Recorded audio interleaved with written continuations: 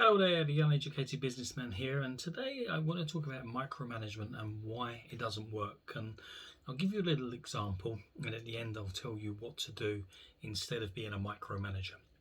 I've employed quite a few managers in my time, and some have been really good, some have been really bad. And generally speaking, the ones who haven't been as good are the ones who are more focused on micromanagement. If another potential manager come my way and said boastfully they was into micromanaging, it wouldn't be something I'd be interested in. I find that level of management stifling.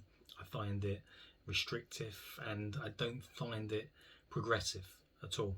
A lot of people, I think they feel as if they are impressing an employer if they bound around how they micromanage their team, but the reality is it's a turn off. It's not something I would recommend to get a business moving forward and to build relationships with teams and be that leader that we want you to be. Micromanaging is basically just overseeing every little task of the team from start to finish, and I find that when you do that, you stop people being creative and you alienate people, and you stop progressing as well. You stop progressing as a manager, and your team stops progressing. If a manager is spending all their time managing other people, they're not doing anything themselves. They're not moving themselves forward. They're not moving the business forward. And a manager's job should be to move things forward. A leader's job should be to move things forward.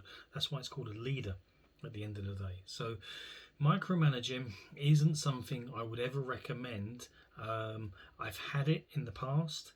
I've had an alienated team. I've had lots of arguments. I've had lots of infighting. I've had people leaving because they feel bullied, and I've had a lot of frustration personally, and ended up parting company, I should say, with the majority of managers that do lead on this basis. And in actual fact, I parted company with every single manager that's micromanaged. So like I say, it's not the way forward. What you need to do, you need to delegate work. You need to delegate work, and you need to set time slots within your working week where you have check-ins, because you do need to know what's going on as a leader. You do need to know what's going on. You can't just say do this, get on with it, and come back when it's finished. You do need to know what's going on, because you need to make sure things are on the right track. You need to make sure people are doing what they're instructed to do, or what ideas they've come up with. So you need to have regular check-ins, and you need to be available.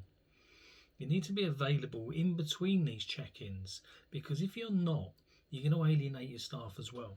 And you don't want to do that. You want basically your staff to know exactly what they're doing, exactly when they need to check in with you to present what they've done, but you need them to know that you're available to answer questions and give you resources, or give them resources as well if they need resources, because you don't want them sitting there twiddling their thumbs doing nothing. And this is the difference. If you're over someone's shoulder all the time and you're checking, you're going to stifle them. They're going to clam up. They're not going to give you everything you need. But if they know that they've got to check in with you at a certain time, and that you're expecting X, Y, and Z to be done, they'll generally get it done. And if they're struggling to get it done, if they know that they can come to you with questions and they can come to you to ask for resources, then that's okay. They know they've got that outlet.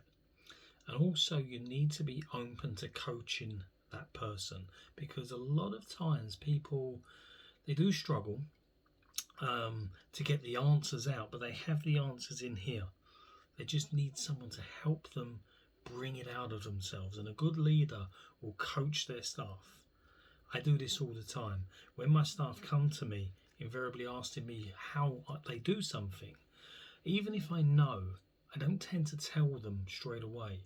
I ask them about how they feel they could do it, what they want to achieve, what ideas they've got, and I spend time bouncing backwards and forwards ideas and ways forward, because a lot of times they have better ideas than me. I may think I know they can do it this way, but they might want to do it that way, and that way might be better. I don't know all the answers, and as I've said, a leader doesn't have to know all the answers.